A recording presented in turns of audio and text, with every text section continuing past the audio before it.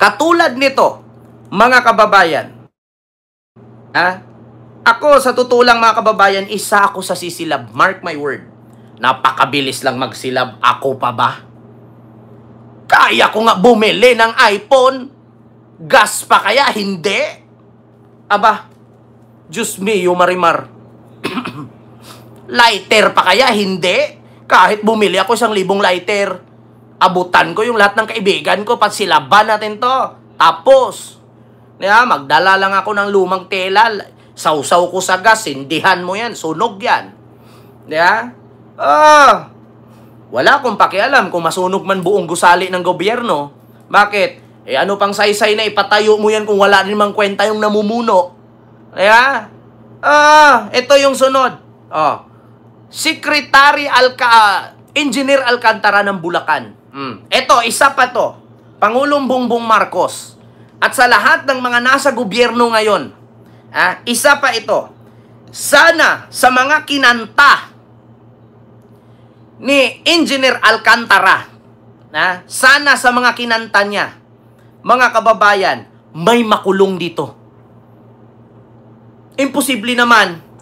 Tapos sasabihin na naman, safe ka. Sasabihin na naman, safe ka. Hindi ka kasali. Eto. Sure, sino-sino ang mga pinangalanan ni Alcantara sa pagdinig ng Blue Ribbon at ano umano ang kanilang mga papel sa anomalya? Ayan. Sina Senators Jinggoy Estrada.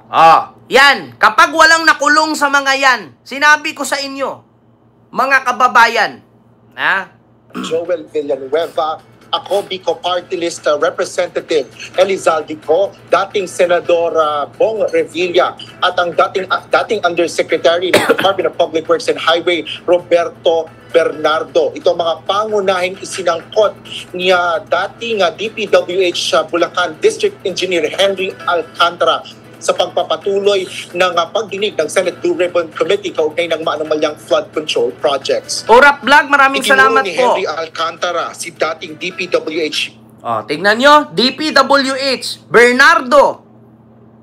Bakit hindi pa? Dapat yan, i-cite in contempt nyo na yan. Huwag nyo na palabasin, baka makalipad pa na ibang bansa yan. Ito pa, sunod. Yusek Bernardo, na kanya umanong boss na siyang tumulong maitalaga sa district o tumulong sa kanyang maitalaga siya sa District Engineering Office noong 2016. 2022 niya ay nagsimulang magbaba ng pondo sa distrito kung saan 20% ang ibinigay sa proponent na siyang nagpapasok o nag-i-insert ng proyekto sa mga panukalang budget. Particular ito sa National Expenditure Program, Bicameral Conference Committee ng General Appropriations Act at maging sa unprogrammed appropriations. Nako. Ito pa, sunod. Taong 2022, na magsimulang magbaba ng pondo sa aking DO, si Yusek Bernardo. Ang kasunduan ay 25% para sa proponent. Ang proyekto ayon kay Yusek Bernardo, ang kabuuan ng mga proyektong naibaba ni Yusek Bernardo sa aking DO ay nagkakahalaga ng 350 million na sumusunod. Nandito po.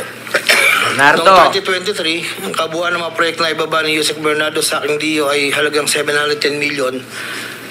Mula sa halagang ito, 450 million ang pumasok sa NEP, 260 naman po ang sa GAA. Ang para sa proponent, 25% po, at may advance ito na 5 to 15 na kalimitang hinihingi ni Yusek Bernardo kapag ganap na ang NEP.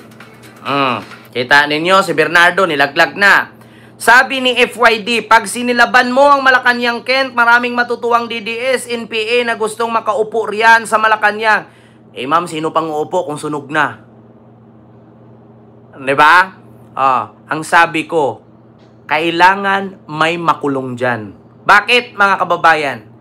Kung ang aking saluubin ay ito, take note, ang Pilipino sa Pilipinas marami. 120 million plus tayo, mga kababayan. Ako pa lang ito, paano yung iba? Diba? Kaya nga sabi ko, sa katapusan ng taong ito, kung walang makulong dyan sa flood control project, malus na yan. Ewan ko lang, kung meron pang Senado at Kongresong matitirang building dyan, maniwala kayo sa akin mga kababayan, hindi ako nang hihikayat, hindi ako nang ko-convince sarili ko to. Opinion ko to, karapatan ko ito. This is a free country. I can do whatever I want to do and this is my freedom of speech. Di ba? Bakit mali ba? Kailangan pa ba nating tapusin ang termino ni Marcos hanggang sa walang makulong? Kaya habang wala pa, hindi pa tapos ang termino, may makulong na. Kasi mahirap eh. Sa Senado, kada hearing dyan gastos. Sa Kongreso, kada hearing dyan gastos. Saan sila kumukuha ng panggastos? Sa pera ng taong bayan, nanakawan na nga tayo, pa kada hearing na gastos pa.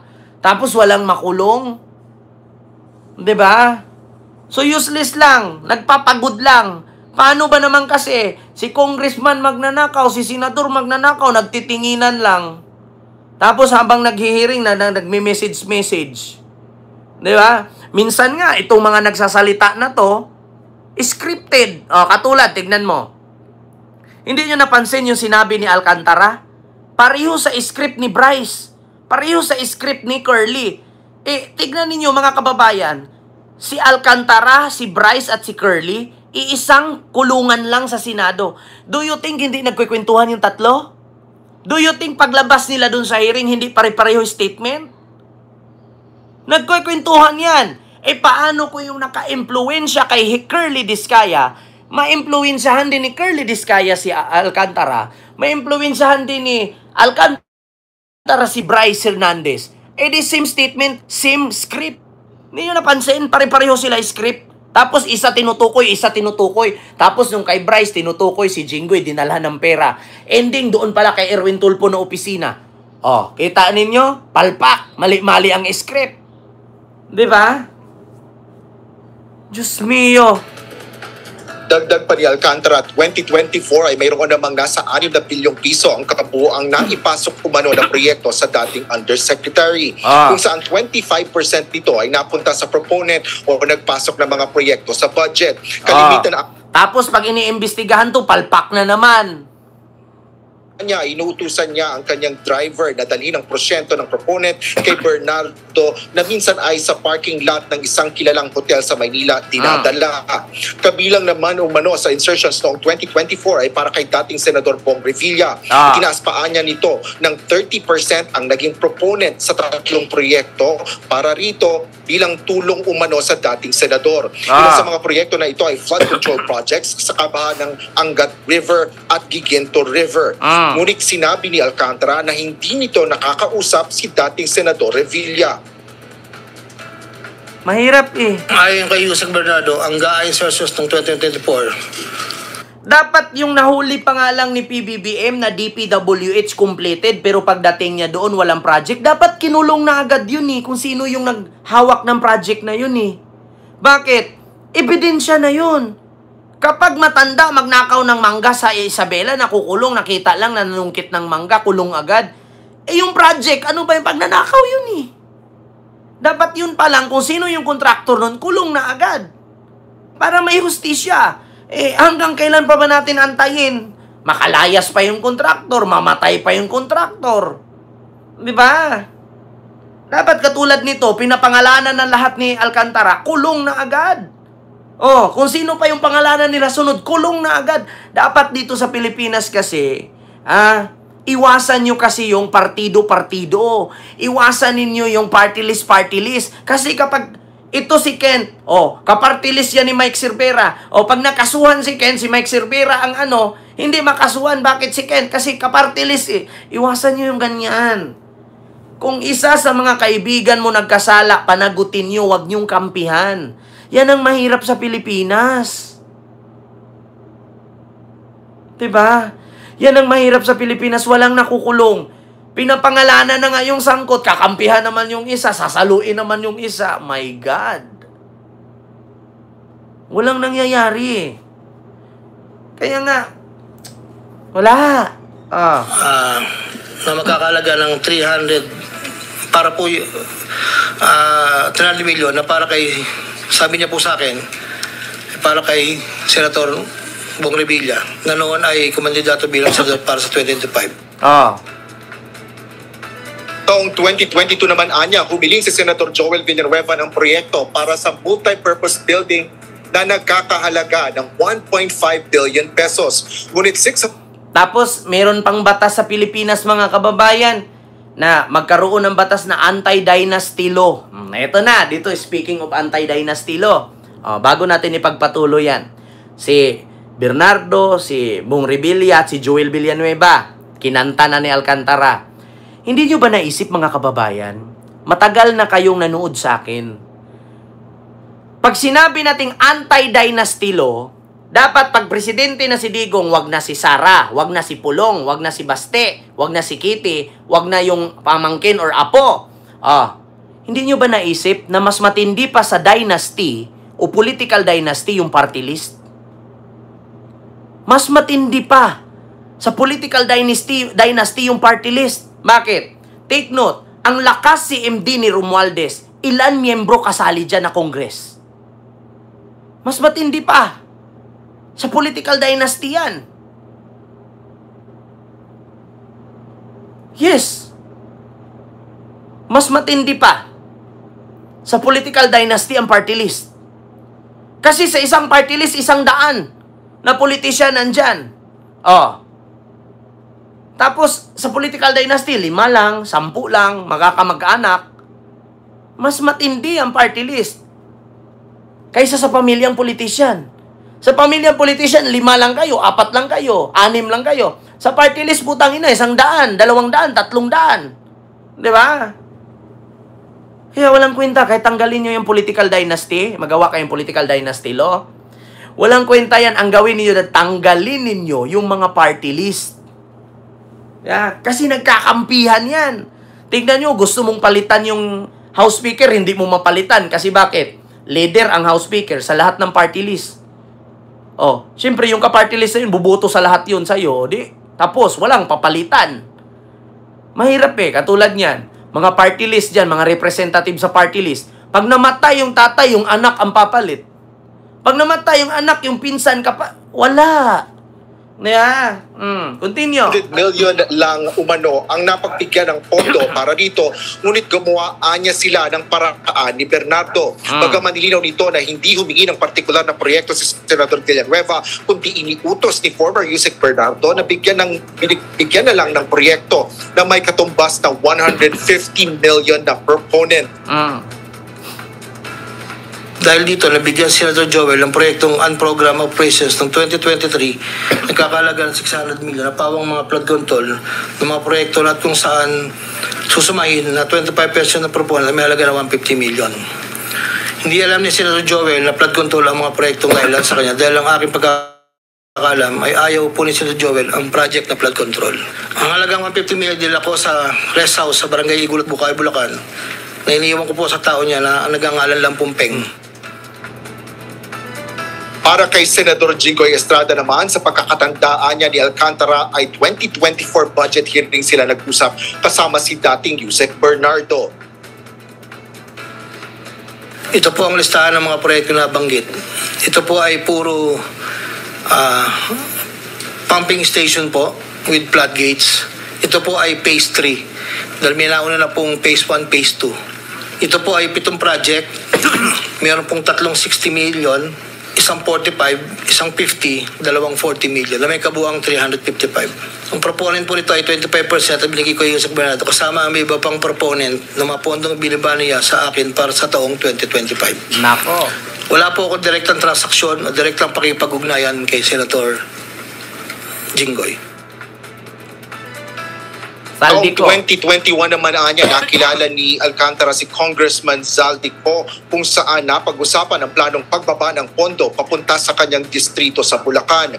Makalipas lang niya ang nasa 1 buwan ay may listahan na ng mga proyekto na may kaugnayan sa flood control.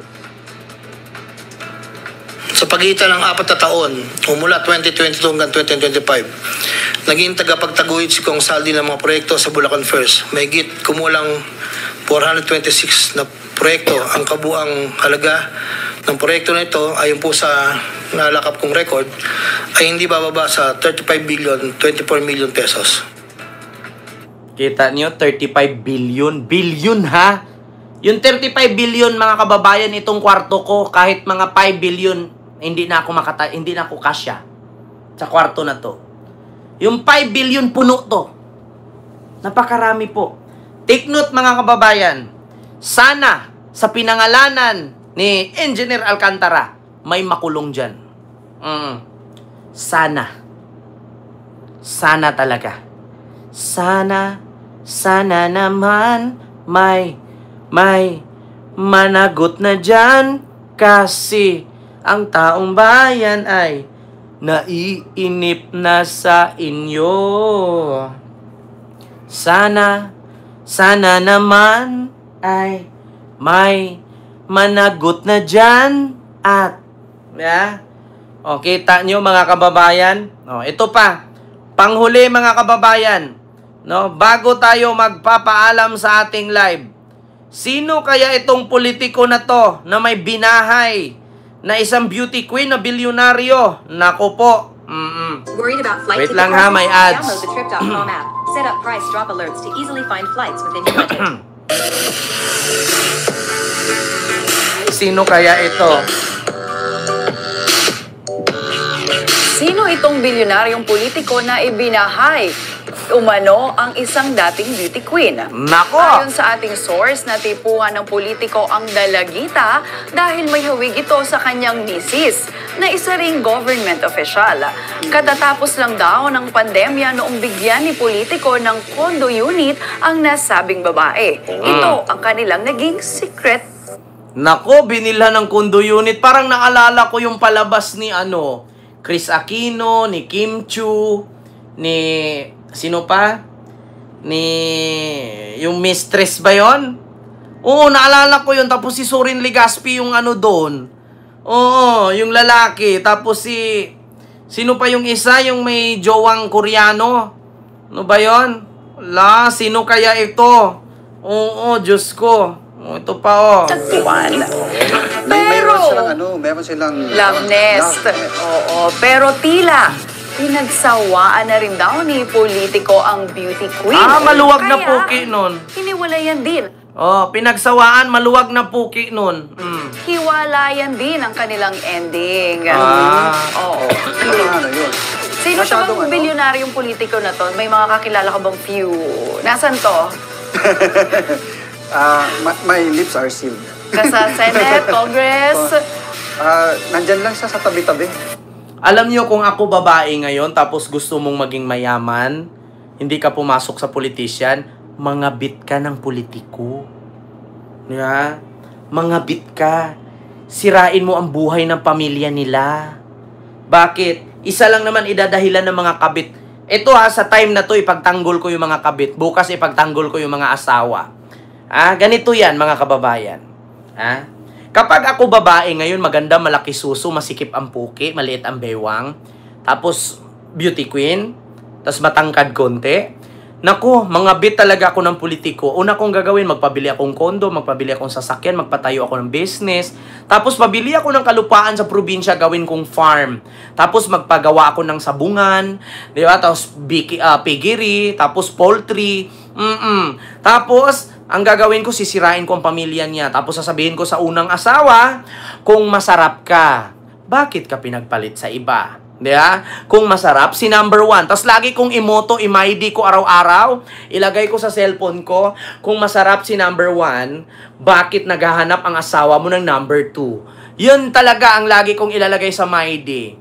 Tapos sasabihin ko, because coffee is life, Mr. Chair. Diba? Ganun talaga ang gagawin ko. Ay, nako.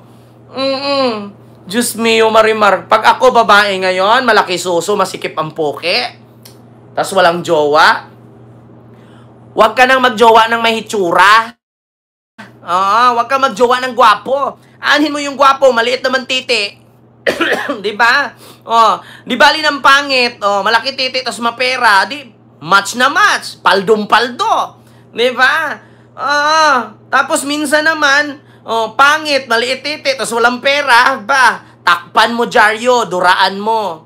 Diba? Alam niyo sa totoo lang mga kababaihan ngayon hindi ko kayo ini-impluwensyahan. Ako po isang influencer. So, bilang practical, pag wala kang jowa, kung gusto mong yumaman, Tapos nabalitaan mo na may isang politisyang kurakot, juwain mo na. Kunin mo lahat ng pera niya. Bakit? Ninakaw lang naman niya yan. Oo. Tapos, pag nakuha mo na, ipamigay mo sa mga kapitbahay mo. Oh, yung mga kapitbahay mo, pagbibilhan mo, tag-iisang motor. Diba? Tapos, every weekend, magpa-feeding program ka. Oh, bakit? Ninakaw lang naman niya yon. Ipakain mo sa tao, ibalik mo sa kanila. Nako. Yan ang totoo, practical.